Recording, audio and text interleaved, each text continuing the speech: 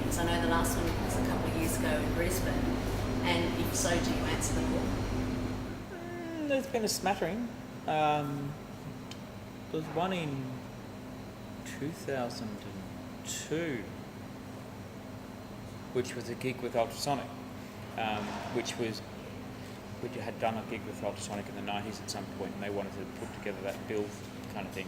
That was kind of weird because it was kind of the lull of the dancing, and it was a younger crowd who didn't really understand Ultrasonic or us. I mean, we all had a great time, but it was kind of weird. But it actually feels like in the last 3 or 4 years, and it's quite possibly a generational thing, that a lot of the audience has gone through having kids and are coming out the other side and are starting to go, you know what, that was fun, let's go do that again. That's what we actually enjoy, and that's what it's definitely felt like in the last 2 or 3 years. There's a lot more people kind of coming up for air and going, no, this is what we want to do. And also I think there's a function in, not just in music, but in a lot of the arts and creative endeavours, and probably elsewhere as well, but this is the train that I inhabit, where once something's been, passes a 20-year point, there's a revivalism, or that's perhaps not the right word, it sort of applies, but there's a looking back process, and if there's a possibility of then re-engaging that, then often it can happen.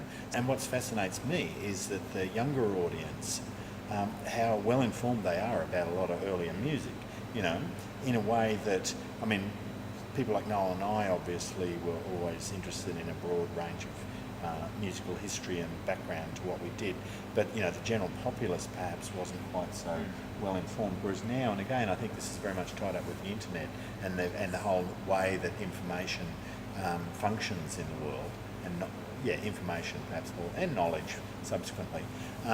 So you get kids who've got, I meet these youngsters who've got this insanely knowledgeable understanding of the history, and will come up with all this stuff, and I'm going, it's like...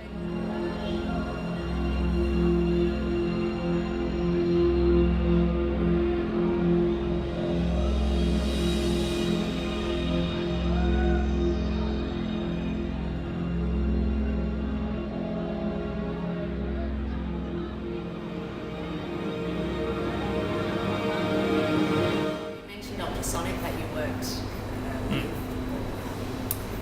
supported. Personally, I wanted to know how it was working with Demo. Oh, that was a bit before Tim's time. That was 90 or 91, I think. That was like the second gig we did, and it was. I found a photo from that gig, and we had A-frames and keyboards in cardboard boxes, and we rebuilt the whole studio on stage, and D-Mob came out and it was Kathy Dennis and a DAT player and an MC, and you had this show envy to go, you just rock up and put on a nice dress and off you go. But she was absolutely lovely. Kathy Dennis was exceptionally lovely and polite and fantastic, and it was. The gig was torturous and strange, and a lot of learning came from it. Thank you. Yeah. So I wanted to touch on your music making toys and your visual toys, and there's a lot in our community that are interested, whether they're making music in their lounge room or doing it professionally. And personally, I'm intrigued with your Leap Motion machine. Can you tell us about what toys you like, what toys you've used before? Do you like the new ones, the old ones?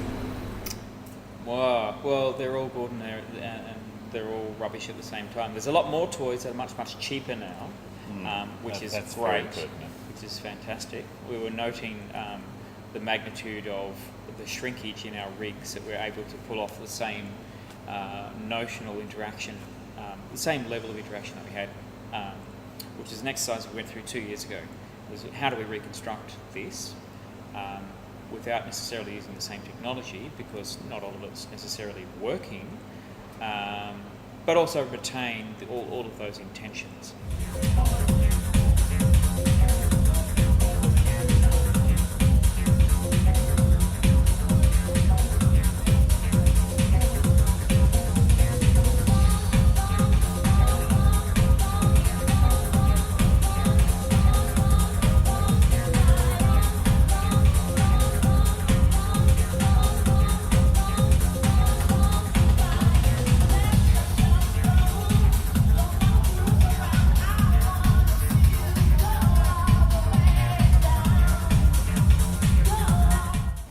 it's interesting as it's all evolved because, particularly from a visual and interactive point of view, the whole first period of Vision 4.5 used a Commodore Amiga-based system called Mandala, which, and I was talking with Dougie about this downstairs. He saw some of the installations back in the day that I did, I think at one of the Mardi Gras parties or something like that, or anyway, one of the big Gordon parties, which I used to do a lot of stuff at, and and I was saying to him that there are still forms of interaction that system would do that there isn't a system around readily at the moment that will do it, and it's interesting how that even though the systems we are using now are much more powerful, they're certainly more resolute as well, but in terms of the breadth of dynamics and interface with interactivity and the types of interfaces that you can use, it's interesting that there are still some things that we were doing then that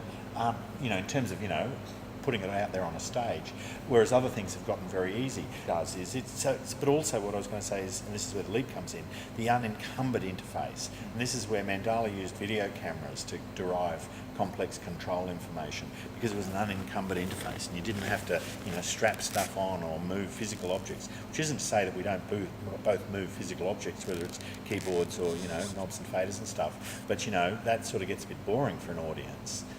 So we always wanted to extend it beyond that. Really, doesn't it? So what Leap does, it's sort of like, in some ways, it's like a contemporary theremin in that it creates an unencumbered interactive zone of space. So it actually projects an invisible, highly resolute, three-dimensional infrared grid that automatically recognises your two hands, not just a separate left and right hand, but the gestures and the position of your hand and its distance and location, but also pitch and yaw and all of those things, and different gestures can trigger different things. So, and then from that control information, we can then do whatever the hell we want.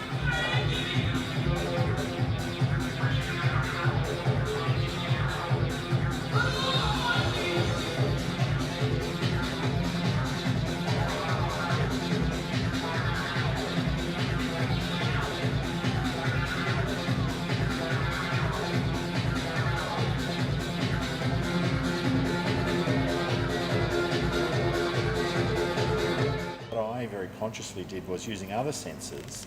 I've got a couple of other sensors that allow me to do much bigger gestural things, so that I can actually do something that's a much more demonstrative thing on stage. And and we were always into dancing around, so a bit of, so even though my ankle's not so great as but I can still jump around a bit and wave my arms around, as we all love to do in this culture. So it's gone from dance music. So it's gone from a full body style interaction to an upper body interaction. Yeah, but, and we're still fine. using cameras as well. Yeah, but and we're not as young as we were, so we can't jump around quite as much as we used to either, perhaps. But with the music making gear, there's that miniaturization that's gone on, and it's gone past, computing power's gone many times past the point of being able to do that successfully, which is great. I mean, I still have my favourite devices, the K2000, the 303, which just have to be there because nothing else makes those sound, and have them running live, and they're the key points where key instruments I would interact with.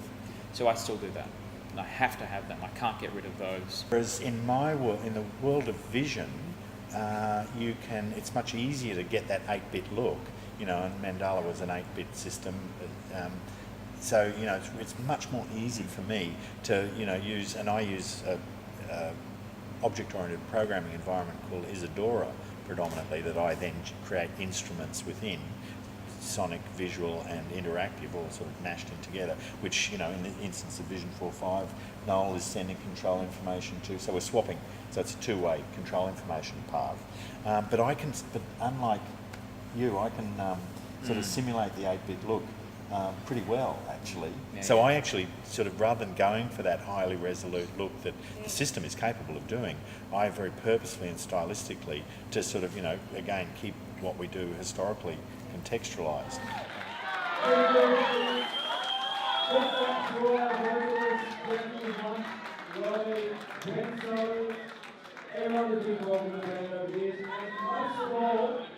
Big thanks to Sydney, Rave, history.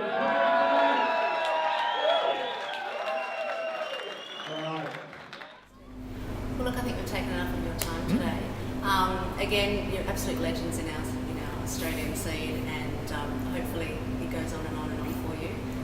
Congratulations and thanks for joining us today. Thank you very much. Thank you very Well, much. thank you very We're much for totally having looking us. forward to it as well. Yeah, Thank you.